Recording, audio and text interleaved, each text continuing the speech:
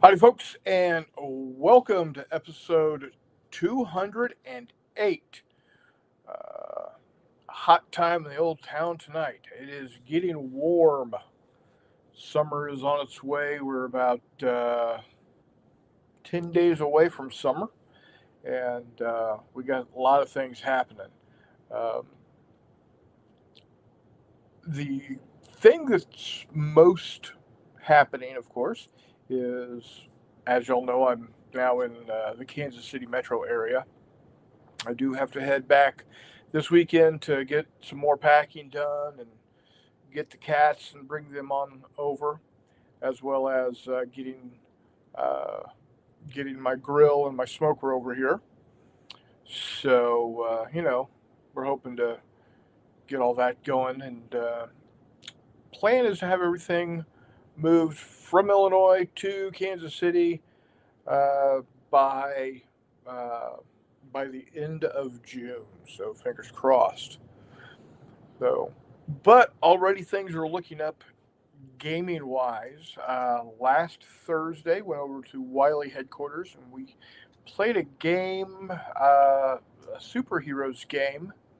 I don't remember exactly the name of the rules, and maybe it was superheroes. I can't remember off the top of my brain.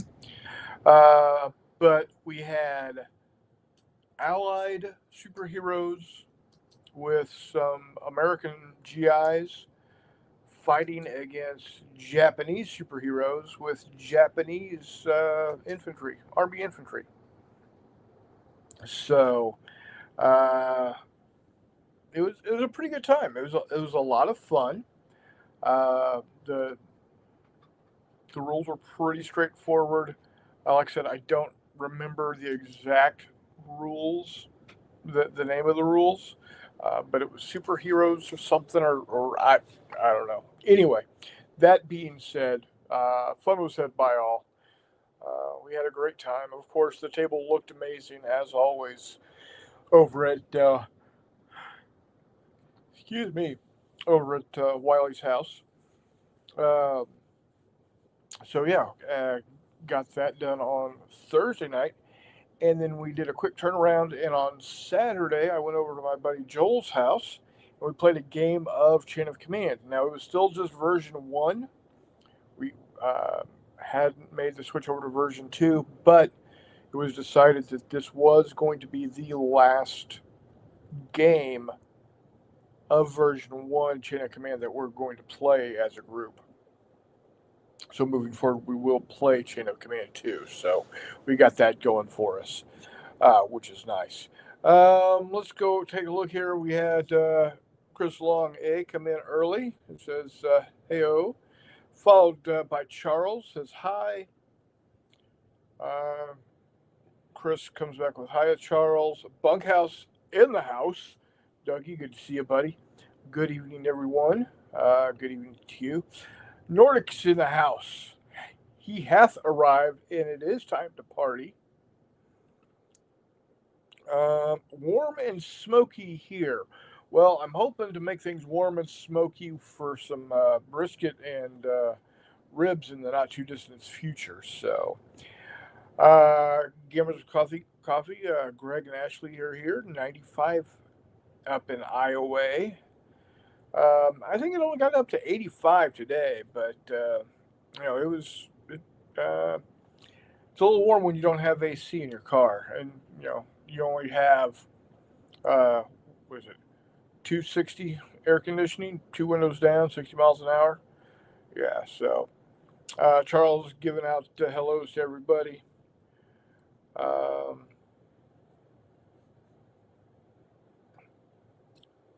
uh, yeah, Chris, more gaming at the Baron's house is always a good time. I don't know if we're going to be playing this week or not. Uh, Thursdays is normally his RPG nights. So last Thursday, I think, was kind of they took a break from RPG for a while, but he has received the go ahead to get another night for gaming going. Oh, I do apologize for the yawning, guys. My new schedule has me waking up like an hour earlier than I'm used to. So I do apologize if I yawn a lot. But yeah, Wiley is going to be getting more gaming done. Uh, he's thinking probably Tuesday nights. We'll have to see. So Scala's in the house. How you doing, Scala? Good to see you. Hexy, how you doing, Jeffrey? Let the games begin. Congrats, Chris Long. Um, Nord's back. Chuck, take a guess. I sniped off Consum Market today. Uh, well, I am glad you asked, Nord, or thank you for asking, not glad you asked, but thank you for asking. Infection's done. I ran my 10 days of medication. We're all good now. So, yeah, I do need to make arrangements to, unfortunately, go in there and just about have everything yanked out. Because although I have strong teeth and my family historically has strong teeth, I also don't like dentists, so I haven't been to a dentist in a very long time. So there's that. Um, anyway, not to go into too deep of it. So, and Nord picked up War Galley second printing from 2006. And he said only 9 counters were punched, so it really hasn't been played. A really great price for it, too. I've been looking for a copy for a couple of years now. There you go. And of course, y'all are all seeing this over here off on the corner, so y'all can read it yourselves. But I just like to bring attention to it.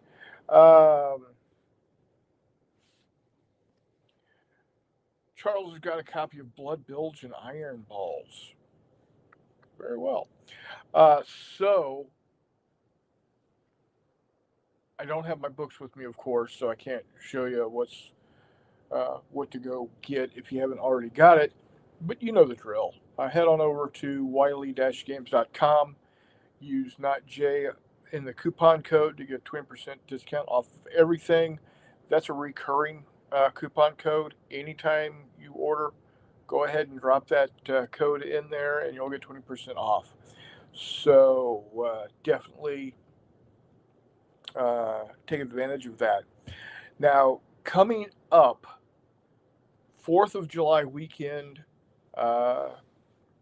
Chris Copeland, my buddy Joel, my buddy Mike Burke, we are taking a road trip back over to Illinois for J3. It is the 4th of July weekend, so everybody gets that, most everybody gets that extra day off, so we're planning on taking advantage of that. Got some good games planned. Reese, who unfortunately is not going to be with us tonight, will be there with his 54 millimeter Marines in Vietnam or Cambodia or Laos or one of those places. Again, I apologize for yawning, guys. Our buddy James Earls is going to be coming back with Xenomorphs and Colonial Marines with a really great game. He ran it 12 years ago, and it was a blast then. It's going to be a blast now, so lots of fun. I'm sure our buddy David Ackerley will be bringing a game or two. And then our buddy Eric is also going to be having a game. So looks like we're going to have a grand time as always. Now, Battles and Brews is not going to happen in July this year, obviously because we've got the 4th of July weekend where Wiley does family stuff. Then the weekend after that, I think he's got something going on. The weekend after that, there's a wedding in the family he's got to be at, and then the weekend after that, something's up. So, Battles and Brews is going to get pushed out into August, and it looks like it's going to be held at Wiley headquarters. So, instead of being at the brewery as it has in the past, we're going to have it at the Baron's house and having fun there. So it'll be great times, great times. And then after that, I'm not sure of any really scheduled gaming events other than whatever uh, my buddy Copeland and Joel can come up with, or anything that Wiley is going to be doing. Um, I am, uh, I am. Well, I don't want to say waiting, but when Reese gets moved and gets his game shed built, he's going to have a game weekend there, and we will be making the trip down to Arkansas for that. So yeah, that'll be fun whenever that is. And then we've got Tacticon coming up the weekend around Veterans Day, if I remember. The website is up. I've got to figure out exactly what game I want to be running that weekend. Whether I want to run one or two games, exactly what game I want to run, I'm not sure of yet. Um, I might just take indoor because it's already done. I don't have to do anything for it. It's there. It's good to go. Um, that's probably what I'm going to do, and use, of course, Fistful of Lead Galactic Heroes. It's real easy to do. I know it backwards and forwards. I think that'll be really the way to go for me. So I might just go ahead and put that in there. Um, I gotta see, how much it costs to get in, and then how much each session is going to have. Uh, each session that I run gives me off the admission price. So we'll see whether how many sessions I actually run. Um, so I do have I do have my 15 millimeter uh, mid 2000s U.S. infantry and um Islamic jihadists that I could uh, run another game of oh crud, Force on Force. Good lord, blanking. I could run that, or or I could figure out and do Fistful of Lead with them. Um, we'll have to see. I've got a couple of different scenarios that I could run with them, but we'll have to see what happens. Um, and of course, we've got the Halloween, uh, the gaming in October at Wiley headquarters, uh, and then uh, the Wiley Wargaming weekend, which is normally in December. So, but yeah, that's what we got going. So yeah, for now we're just kind of humming along here. Need to got to get stuff back over here once once I get once we get moved over here and get the war chest built back up. Don and I will be looking for our own place to live, which hopefully will have enough room for me to have my game table set up and for her to have her uh, sewing set up, because that's her her long arm quilting machine is about 15 or so feet long, about 3 feet wide, just for the contraption. And then, of course, she needs enough room to be able to move around it. So, and then obviously I want to have my game area where, and it is not, that's not something that can be moved. It's, it is big and steel and heavy and crazy. So, once it's in place, it's in place. It's going to stay there until, you know, if we ever move again.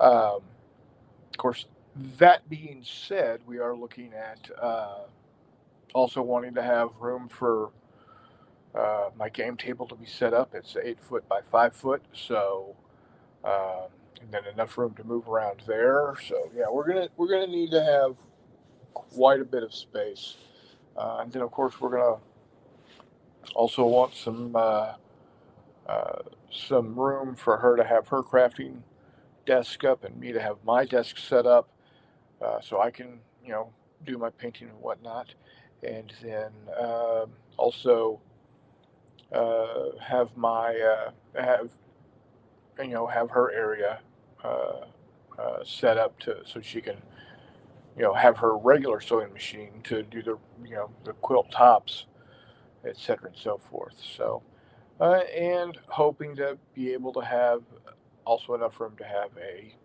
uh, a guest room set up that so folks can come and you know spend some time with us if they want to. So there we go. Um, y'all been just chattering away while I've been rambling. Um, I hope I'm not boring y'all too much. But I'm glad y'all are getting together and chatting it up. So, that's a good thing. Um, have we seen Telemachus? Is Telemachus out there? I have not yet seen Telemachus.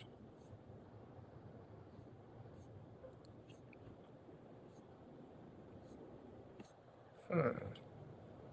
Interesting. All right. Well, I hope he's doing okay. Um, and I hope everybody else is out there doing well. Um, as far as my new job is going great. Um, the person I'm replacing, she's going to a different position in the same company in the same office, and she thought she was going to have to, have her desk next to mine for several more weeks until I got ingrained in the process. But I'm this is this was my eighth day, and yesterday she moved to her new office. So she guesses I'm doing good enough. So Nord says, I'm going to go ahead and bring it up here.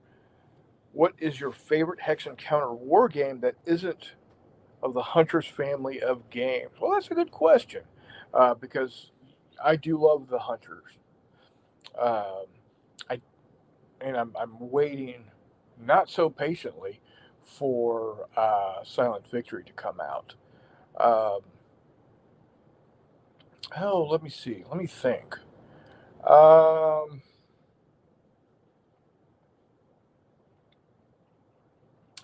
I do like Salerno 43 quite a bit. I like Salerno 43, Normandy 44. So yeah, the 4X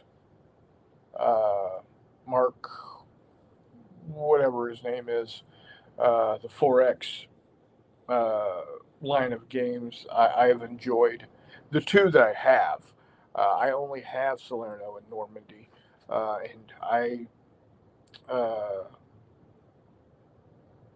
um, I've really enjoyed those.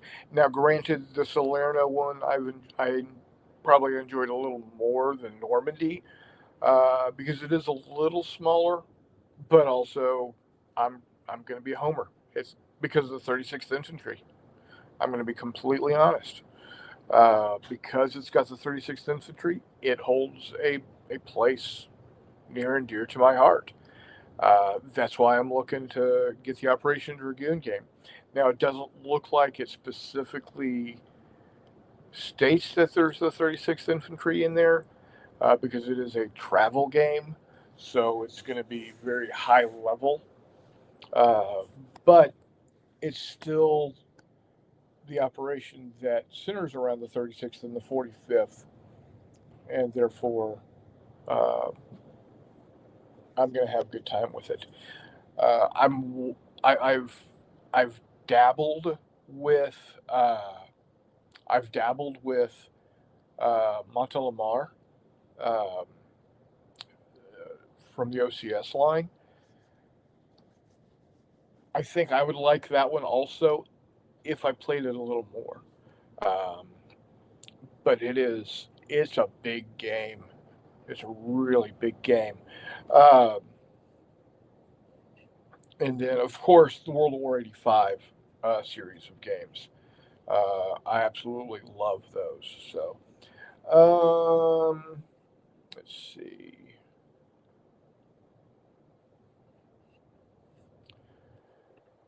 Nord says he has the entire Hunters series. Actually, so that puts the number up to 9 for naval games. I don't think Pacific or GMT can be considered a naval game. It is naval tangent because there is a naval component to it, but no, it's not a naval game per se. Um,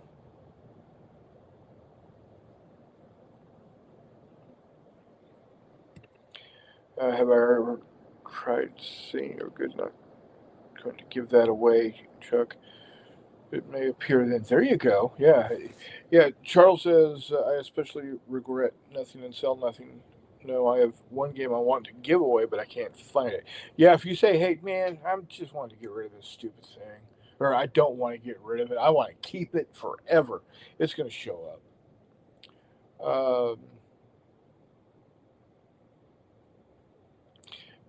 Charles will be pre-ordering Italy 43 and North Africa 40. Still have to play North Africa 41, but got to have them all just like eventually all the OSG. Yeah, there you go. Hexy says my next Noble Knight shipment will be the entire Europa series. Thank you, Hex. Yeah, it's CSS, not OCS. Um, I have not played it enough to have remembered that it's CSS. It's company, whatever, not operation, whatever. I guess.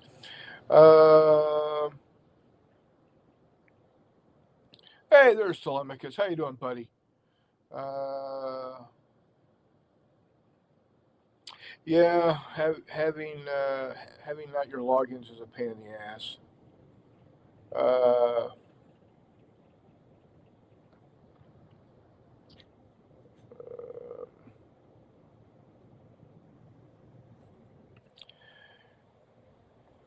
yeah, Italy 43 and North Africa 40 are coming out this year. Yeah, I haven't heard one way or the other.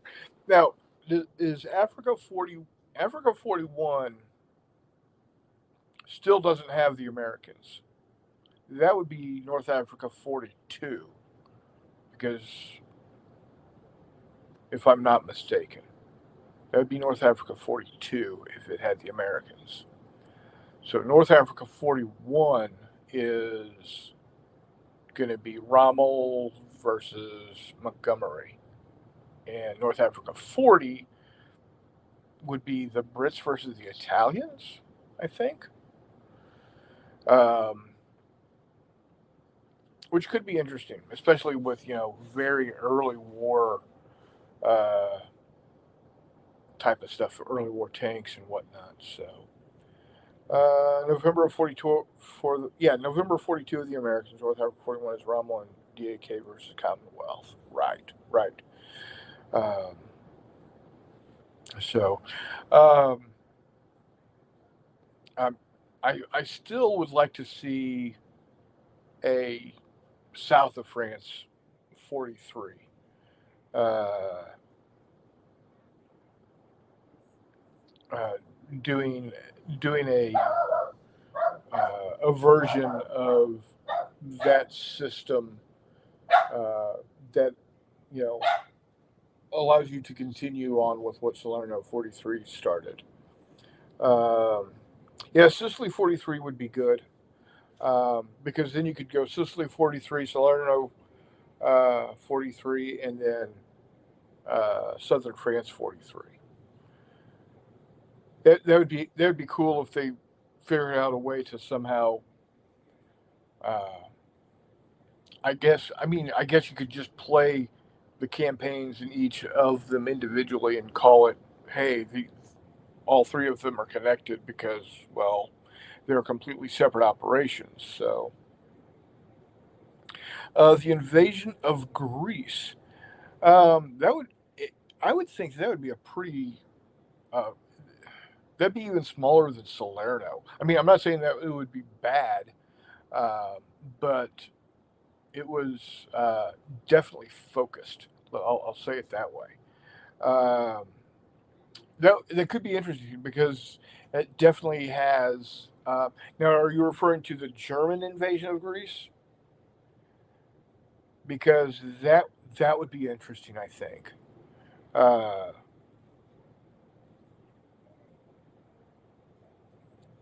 I think that would definitely be interesting. No, he has a legitimate naval game, if I remember correctly. Yeah, Nord. The German invasion of Greece would be interesting. I think that would, uh, especially uh, with um, their airborne operation there. Uh, yeah, a Crete 4X, that'd be good. Yeah. Uh,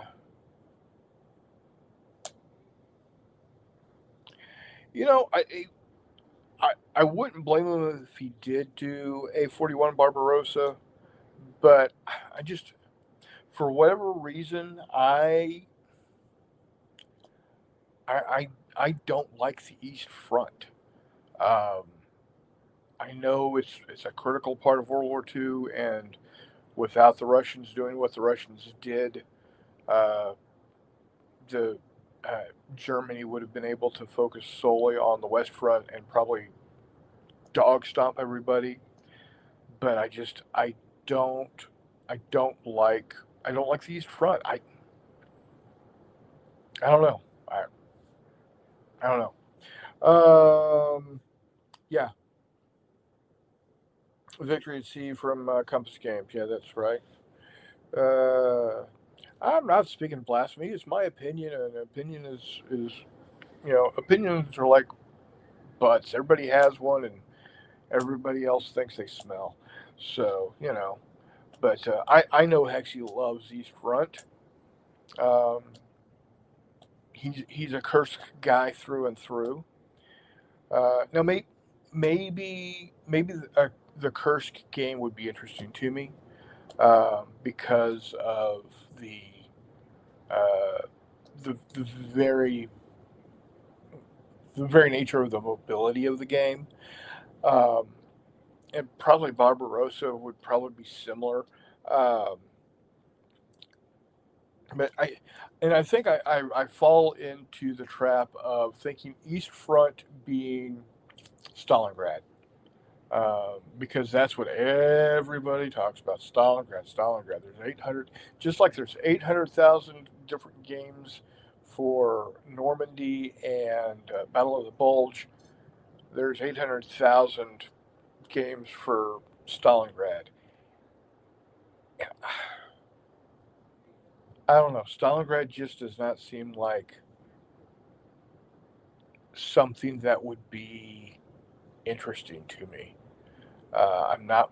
It seems like it's just very much a siege campaign, um, and I might be completely misinformed. I mean, I don't know, but I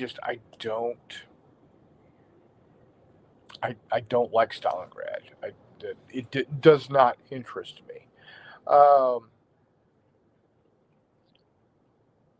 Now you're saying Winter War. Are you referring to the Finns versus the Russians? Because that might be interesting.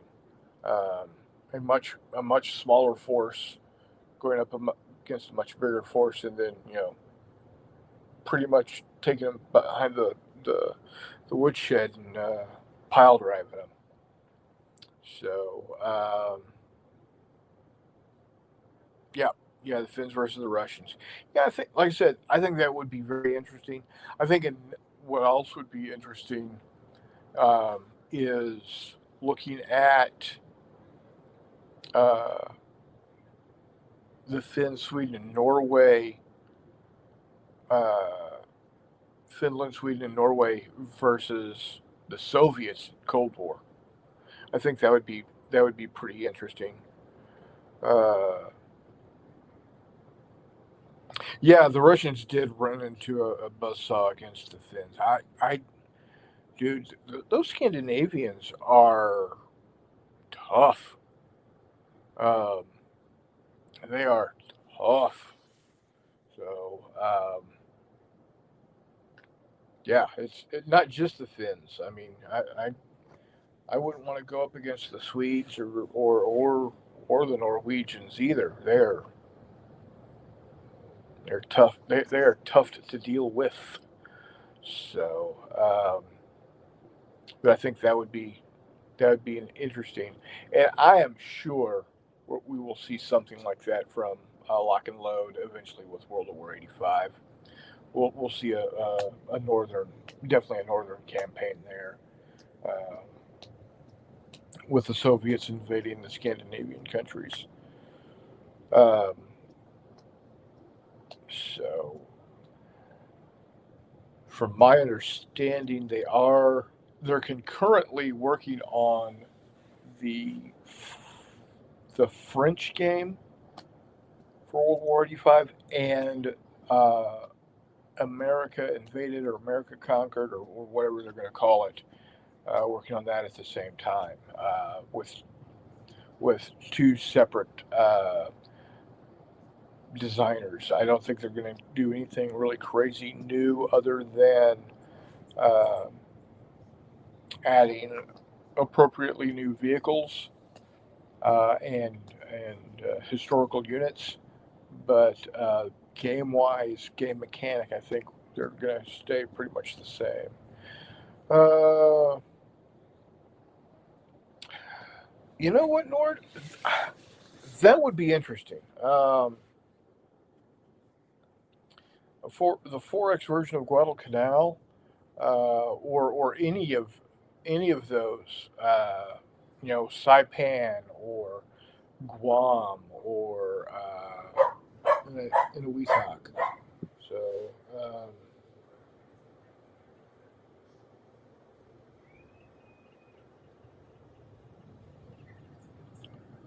Charles says I want to get past trying to figure out my swords and bayonets. I have a whole stock of flat pack SPI games, the press tags and others I want to play before everything else.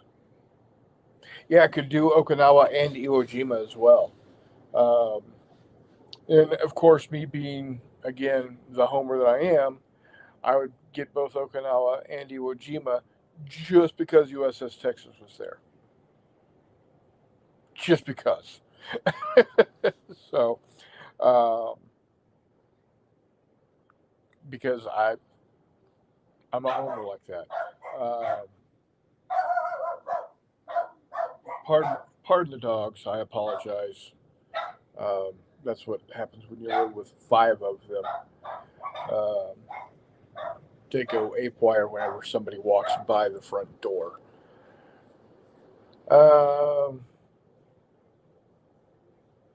oh, absolutely. Yeah, you like what you like. I am not going. Like I said, I don't like East Front. I know that Nord, you and Jeff, you like East Front. A lot of people like East Front. I'm not going to yuck somebody else's yum.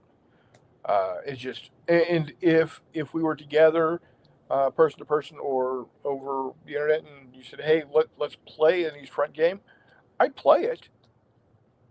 I'm just not going to buy it. So, you know, Yeah, Charles, that would be a good way of handling that, I think. Absolutely.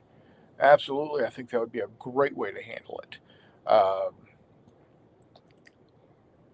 because there's honestly,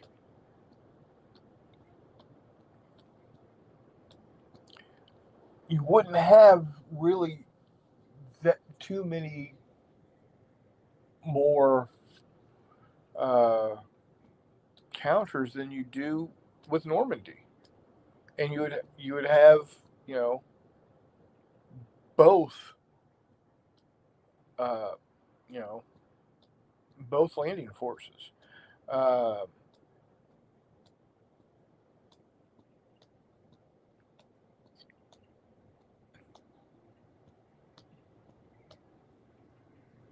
and Charles is still having problems with by swords and bayonets, um, and it's getting more complicated for him.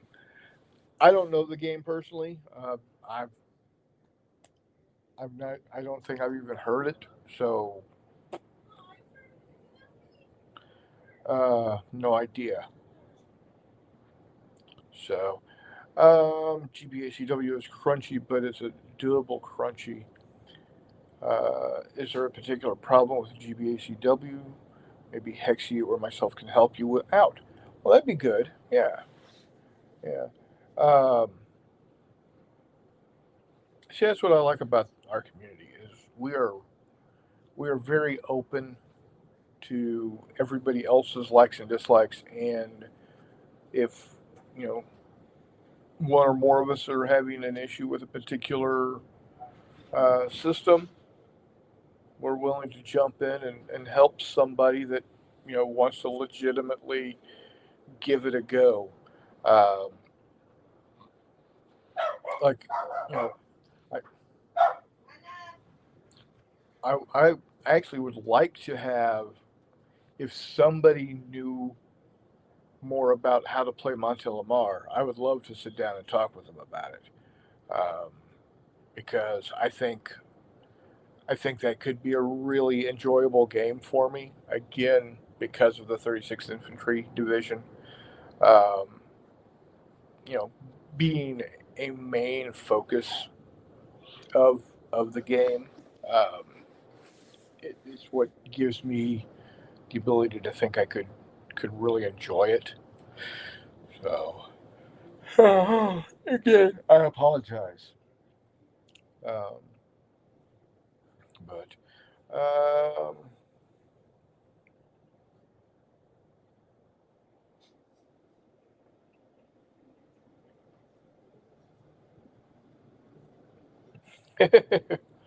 I just have to wait for me to get down and try to read the rules or the play-by-play book or whatever.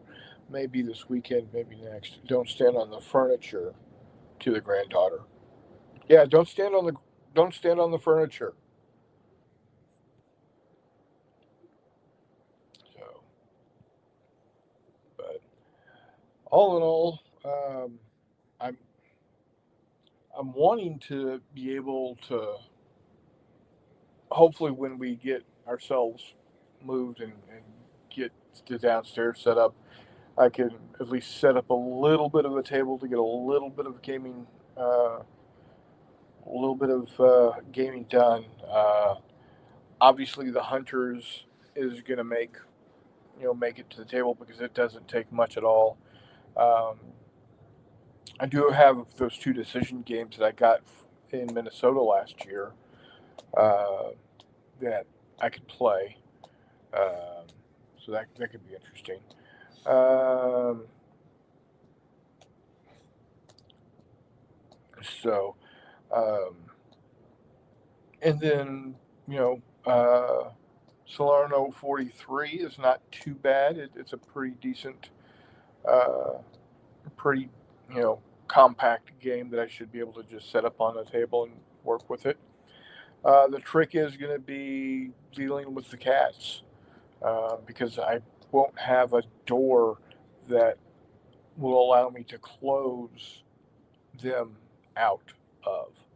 So whatever I do, I'm going to have to set up, play, and take back down. So there is that. Charles says Normie to 44 and Argents 44 okay. Games for the Bulls. I prefer Bitter Woods, the remake by Compass. Like I said, I don't have any Bulge games. I'd like to get one before this December. Um, it might end up being Ardennes 44, uh, but I don't want something too in depth or anything that's too spread out. Uh, I want I want something that's going to be, I don't want to say easy, but something that is going to be able to be quickly picked up, uh, and something that I can play, you know, in an afternoon type of thing. Uh, Nord doesn't have any Bulge games either. I was considering either the last Gamble or Ardennes 2. I did see that Ardennes 44 may actually be out this year also. There you go.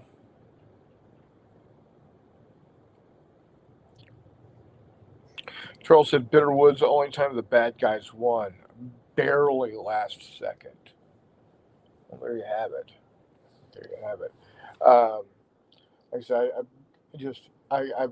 I want to be able to set the game up, play it to a conclusion, and take it back down in a long afternoon.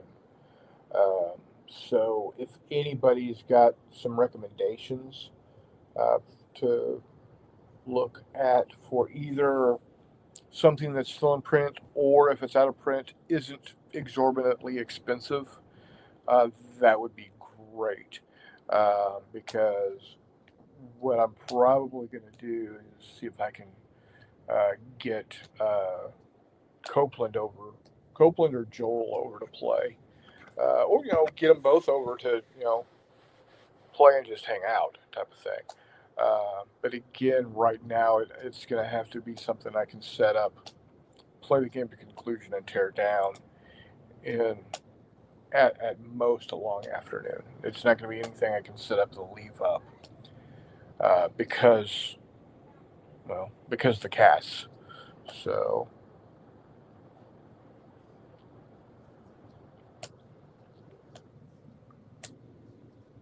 yeah, that's exactly what modern electronics feels like. The internet's it's more than just a fad. I think it might just stick around, maybe, just maybe.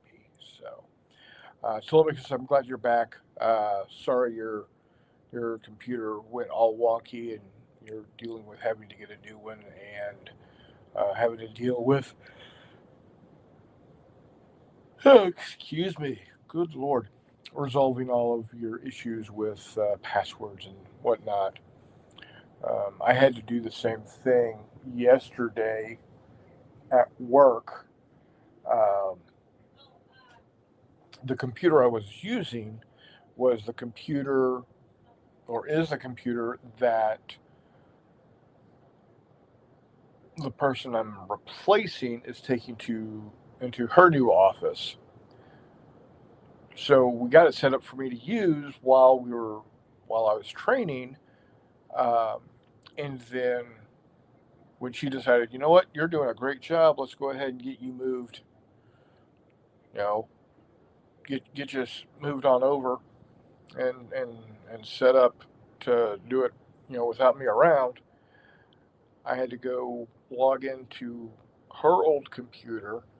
The problem was some of the stuff that I thought would have saved under my Active Directory login didn't save, and it was just a pain in the ass. It was a true pain in the ass. Finally got everything set up. Everything's working smoothly. Well, as smoothly as Windows will go. I'm afraid of what's going to happen towards the end of this year because all of our computers are currently running on Windows 10. And as you may or may not know, Windows 10 is losing support, I think, October, November, maybe even sooner. So we'll see how much of a pain in the ass that ends up being. Um, Nor says I have to constantly keep the door shut in the room. I have my gaming table where my cat will play the battle for me. Little cheater he is. Yeah. Oh, yeah, absolutely. Telemachus says it was a 14-year-old computer. It wasn't unexpected. Procrastinated slightly. Dude, you kept a. Okay, was this a Windows computer? Because if you kept a Windows computer going for 14 years, that's flipping amazing. Um, yeah,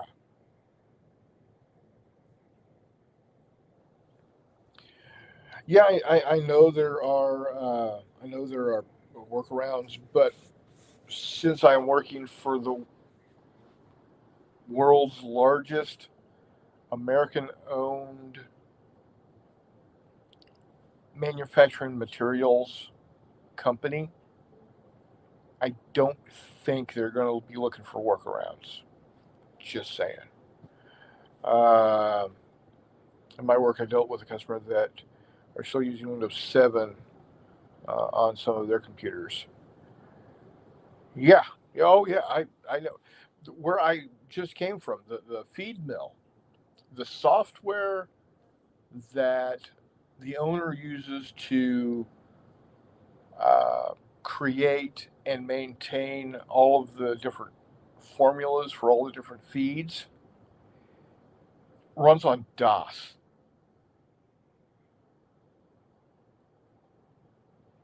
And he's got it running on his computer at work through a virtual box that's running Windows 98. His computer, um, and then the software that I was using was running was originally designed for Windows 98, and they've got it kludged out to the point where it will run on Windows 10. I don't know. I don't know if we're gonna if we it's not we anymore as of last week ago Monday. I don't know if they're going to be able to continue to use that software after the end of this year. Now they are a small company; they will probably deal with workarounds. Um, had a Dell laptop that lasted 15 years, but it had Linux on it instead of Windows. Yeah, see, um, I've got a 2015 MacBook that still runs really well. It's not using a current version of the operating system. Um, Hell, I've got a G4 iMac that still boots up and runs nicely. And last time I checked, my G4 Tower still booted up and ran, and I think it still has OS 9. And we've had that thing for 25 years. Now, can it do a lot? No. Can it play music for me? Yeah. I have to load it on there through either uh, download the file over Ethernet or thumb drive, but there it is. Um, just that down water bottle on the other side of the room. Yeah, don't you hate when that happens, Charles? It's a bite in the butt. Um,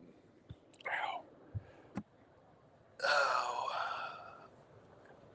Yeah, Charles Nord's got it right. You need one of those grabbers, long distance grabber thingies. Uh,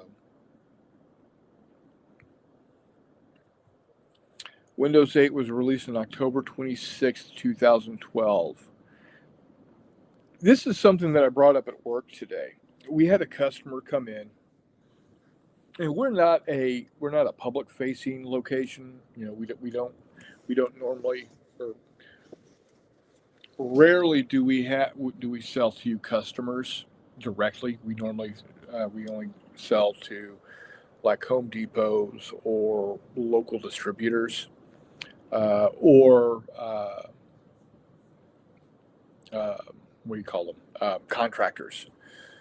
But we had this old guy come in today and he said, we had a tornado come through and it knocked over a tree and dropped and the tree dropped onto the block wall, and it destroyed that. And so I'm looking for, see if you've got the replacement blocks for me that I bought 25 years ago. It's like, no, dude, we no. And as he's walking, I was like, well, it's just frustrating that people, you buy something and they just don't make it anymore. It's like, oh yeah, like, damn, Ford doesn't make the Mustang 2 anymore. Hell, they don't even make the Tempo anymore. And then I realized a car is considered a classic at 25 years. So if you've got a 2000 Ford Taurus, it can get it, like in the state of Texas or the state of Illinois, I know in the state of Missouri for sure, you can get classic plates, classic car license plates for a 2000 Ford Taurus if you wanted to, or a Mercury Sable, and what's even crazier is 50 years is an antique car. So someone could have a 1975 AMC Gremlin and get antique plates for it. It's blowing my mind. So,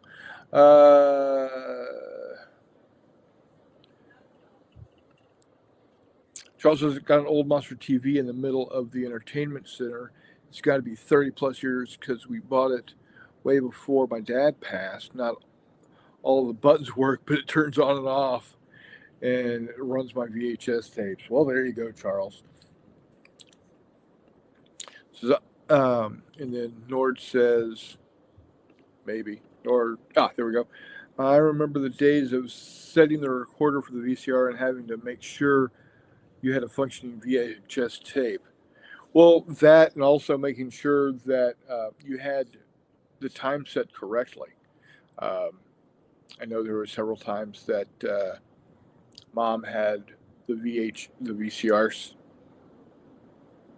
time set correctly for her show to tape at 8:30, but the VCR was set to 8:30 a.m. So it didn't tape her show when she thought it was going to tape, but it taped like Good Morning America or some nonsense. What are you going to do, right? What are you going to do? Even funnier, I was watching YouTube on a 144p, now 720p, so different. You were, how were you, how was that even possible? I was like, we were just blocks of stuff. Norton says, yeah, that was a pain in the bum. Kids of today's world don't know the anguish we went through with VCRs and recording stuff. Kids 25 years ago don't know the anguish of not even having VCRs. We literally, you had 3 minutes to get up, go to the bathroom, get a snack, get a Coke, and make it back in time to watch the rest of your show. Because there was no stopping it. There was no recording it.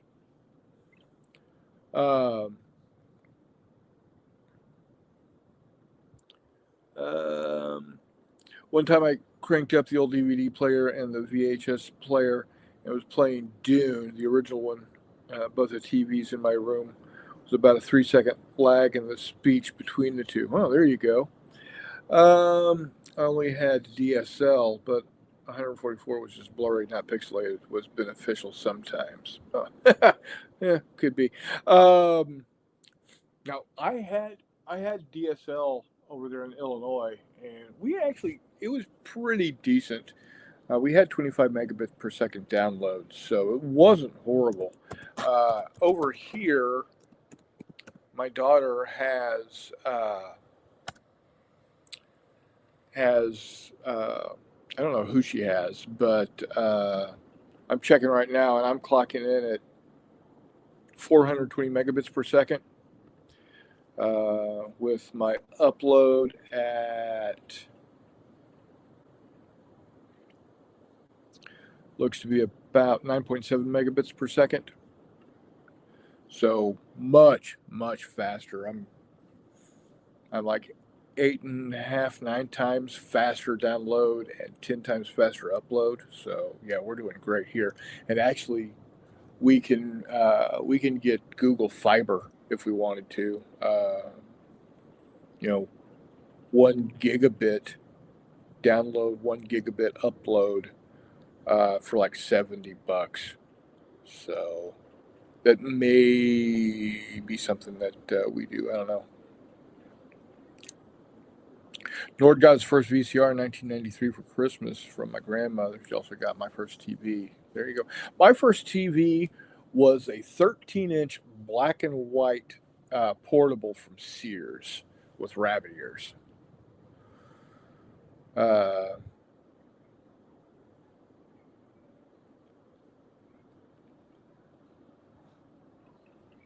Wow, your DSL was absolute piss, Telemachus. Download half megabit per second? Holy crap. Uh,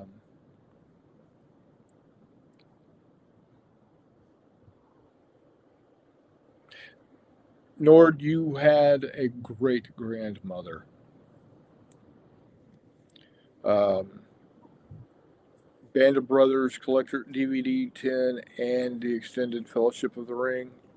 Can't beat that, man. Can't beat that. Yeah, from 0.5 to 100 download. Yep. She's still alive. Oh, well, treasure that time, buddy. My grandmother passed away in 1998. Uh, well, the grandmother I knew best, she passed away in 1998 at age 95. That was my dad's mom. My mom's mom passed away around 1980. Uh, didn't didn't know her very well. Um, I mean, I have distinct memories of uh, grandmother Word, mom's mom, but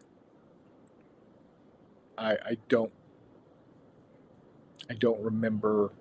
You know, I don't remember specific occurrences, specific times, other than we visited them for Christmas type of thing. Because we didn't spend much time. I spent a lot of time with my dad's mom, grandmother Wood. Uh, so turns 84 in August. Well, that's outstanding. I hope you have at least another 11 years with her, Nord. Yes, Charles. Yeah, I was that TV remote because our cable box, which was only about this big, and the only reason we had cable was uh, Dad. I don't know where he got the box from. He obtained it. That's all I know. And he used to be a lineman for Southwestern Bell, so he still had his climbing gear. So he climbed up the pole and hooked us in, and then ran the coax to the house very professionally because, well, you know, that's kind of what he did. But anytime he knew that they were coming around snooping, uh, he would climb up the pole and unhook us so they couldn't read any register any signal off of us. So, but yeah, the cable box was about this big, about 5 inches by about 9 inches, maybe 10 inches, and it had a slider. Went tick tick tick tick tick tick tick, and had a toggle switch. So you had the high channels which was like from uh, 51 or 26 to 50, and low channels, which were 1 to 50 or 1 to 25, because there was like 50 at the time. And again, this was like 82, 83 time frame. Um, at the time, there was like, you had 50 cable channels. So, uh,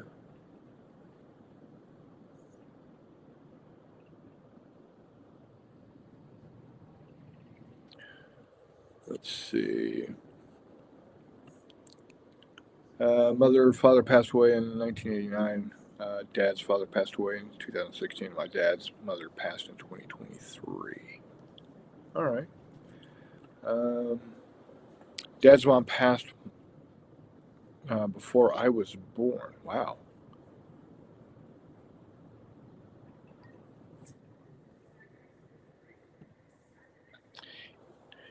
Yeah, my parents. Nord says he both says his grandparents lived in a small town about 10 minutes apart, and he lived in the same small town growing up. My grandparents. Well, I had three sets. Mom's parents. They lived up in Floydada, Texas, which is northeast of Lubbock. Um, Dad's dad and stepmom lived on Lake Travis, west of Austin, and Dad's mom and stepdad lived in a on a ranch in a small town outside of Uvalde, Texas, west of San Antonio. Um, so we it was about an 8 hour drive up to see granddad and grandmother, mom's parents. It was about a back then about a 2.5 hour drive to see grandpa and Toki, and it was about a 2 hour drive to see grandmother and Jen uh, down in Batesville. So,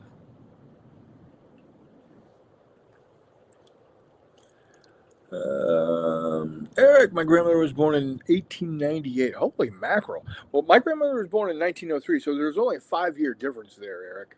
Um, she was actually born 11 months before the Wright brothers flew for the first time on December 17th. She was born January 8th, 1903. The same day, Elvis Presley was born on the same day she was, uh, January 8th. Hey, Mike, how you doing, buddy? Welcome aboard. Glad to see you. Oh, good Lord. Again, sorry for all the dog noises. They're going berserk for some stupid ass reason. We have an Alaskan Husky. We've got or a Siberian Husky. We've got a Cocker Spaniel. We've got a Terrier Pomeranian mix. That y'all have seen her. That's Ahsoka Snips.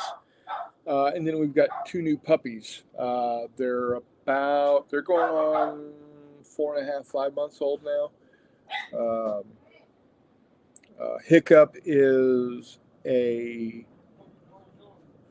pit mix with something, a terrier of some kind, and Boomer, who is a mix of something, and we think he's got some Mastiff in him because his paws are like gargantuan. And then uh, we've got a sixth dog that shows up uh, every week, uh, and she's I think she's a little older than Hiccup and Boomer. Her name's Kalua, and she's also a pit bull. So,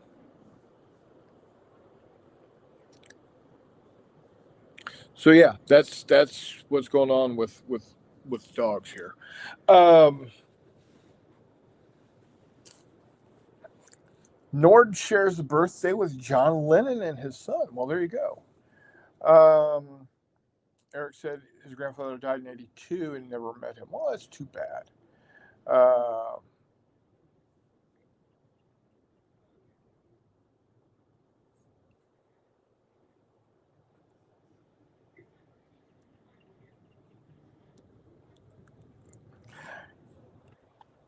yeah. So what's interesting, you're talking about that he was working at an international harvester, and they needed him to continue to work there, so he couldn't enlist. My my great grandfather and my grandfather, dad's granddad and dad's dad, were both farmers. So dad's dad's dad's dad. So that would be my great great grandfather. No, my great great dad, granddad, great grandfather. My third great grandfather. I think that's right. Yeah, fifth generation back. Um, Fought in the Civil War. He was the surgeon for the uh, black regiment that was pulled out of Mississippi, the federal Union black regiment that they pulled out of Mississippi. Um, he fought in that war, but his son, my great grandfather, dad's grandfather, my grandfather, dad, and dad's dad, all three of them were uh, were in agriculture. So when the uh, Spanish American War came up and the World War One and World War Two came up, they didn't they didn't go to war because they had to remain as farmers. So it wasn't until my dad's half brother, my uncle Corky, joined the National Guard in the late 50s, did my family lineage get back into the military. So it's really interesting looking at, yeah, they were needing people to go fight these wars and hand over fist, but they ended up, you know, saying, yeah, you're not going to go because you got to go work, build that tractor slash tank, or you've got to, you know, you got to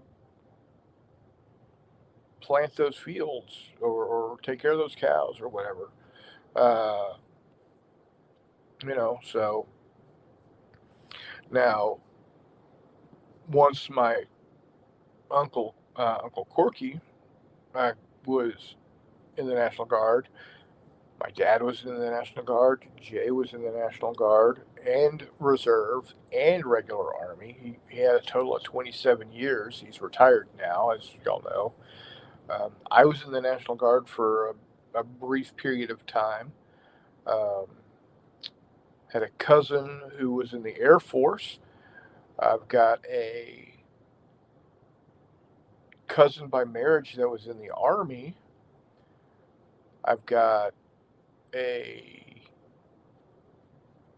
uncle that was in the Marines, an uncle that was in the in the Navy, a brother-in-law in the Air Force, a nephew in the Navy. My grandfather on my mom's side was in the Marine Corps during World War II. My father-in-law was in the Navy during Korea. My stepfather's father was in the Coast Guard during World War II, and my stepfather's brother was in the Marines during Vietnam. So, I've there's plenty of military in my family. Also, it was just interesting that those three generations We went from the Civil War to Vietnam era direct lineage with nobody in the military, but it's because we were in agriculture. So it's very interesting. Um, all right, Nord, you want to know what is the one period of history you would like to collect and paint miniatures for that you don't already? That's oh man, that's a good one. Um,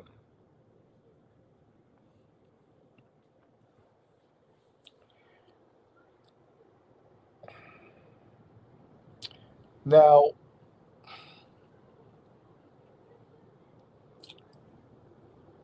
I think I have bought some miniatures for it, but I haven't really done anything with it. So I'm gonna go ahead and count this, and I would have to say, in general, and I know there's a lot of subsets within it, but in general, ancient Rome. Um, probably, um, probably the Marian, I believe is the term. Uh, the Marian legions is what I'm thinking. Definitely, uh, if not that, I would definitely be looking at like the Greek triremes. I think that would definitely be interesting. Um, so, oh, somebody said something about Uncle Dan, flight engineer B-29s. My mom's dad's brother, so my great uncle, I think it was Uncle Charles. I think it was Uncle Charles was the commander, the general in command of the B 17 bomber training facility. Not just the facility, but the entire wing, training wing. Um, he spent a lot of time uh, down around O'Laughlin Field, around Eagle Pass, or Laredo area in Texas. But he also spent a crap ton of time up around Seattle. Of course, that's where the B-17s were being built, and he was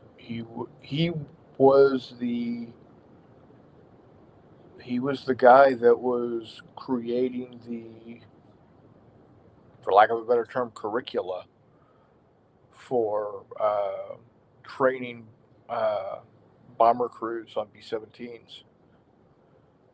So, yeah, I believe, I think, I think it was Uncle Charles. Actually, let me see. Let me see. General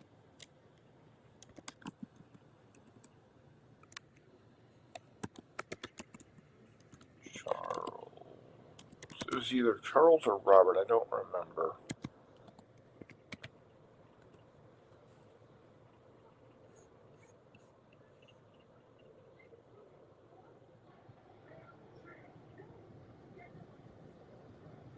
Nope, that wasn't him. This could be him, though.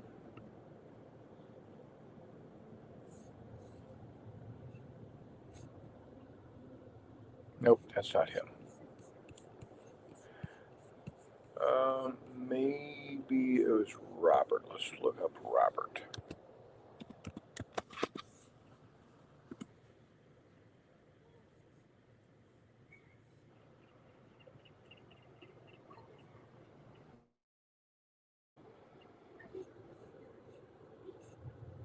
No, I don't want crossword clues, you dumbasses. Um,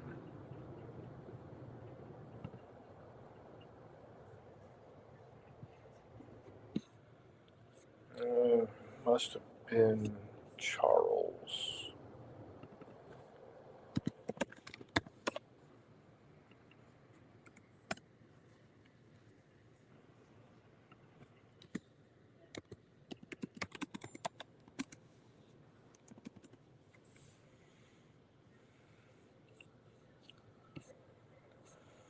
Nah. Oh well. Won't dwell on it right now. Um,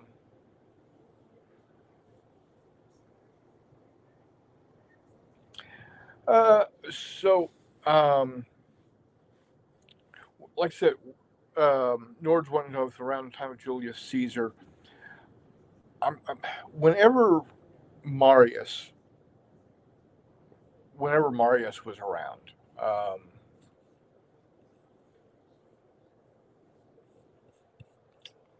Marius,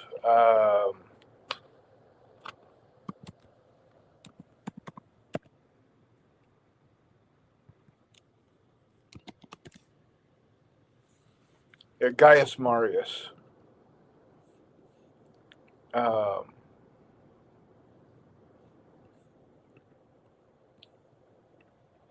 is who I'm looking at. That time frame. So, uh, about the first to second century BC is the time that I'm looking at. So a little before Caesar, Julius Caesar.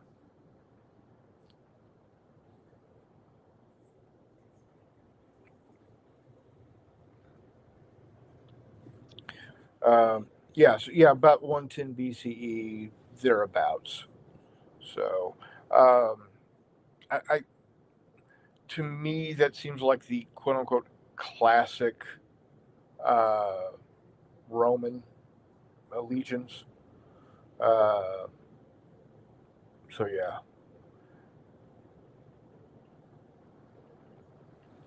but also definitely would look at the Greek triremes.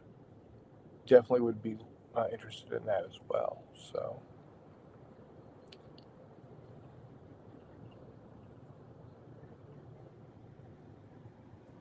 yep, Telemachus. There are lots of Gauls at that point in time.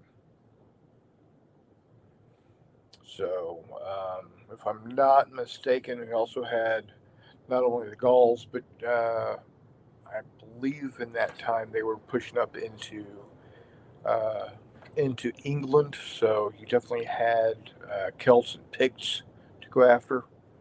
Uh,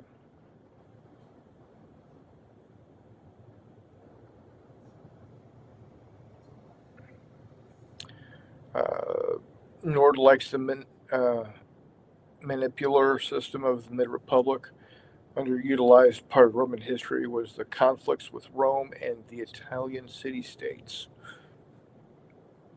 Yeah, really, if you think about it, everything, quote unquote, Hollywood, um, Roman history seems to always start and end around 44 BC.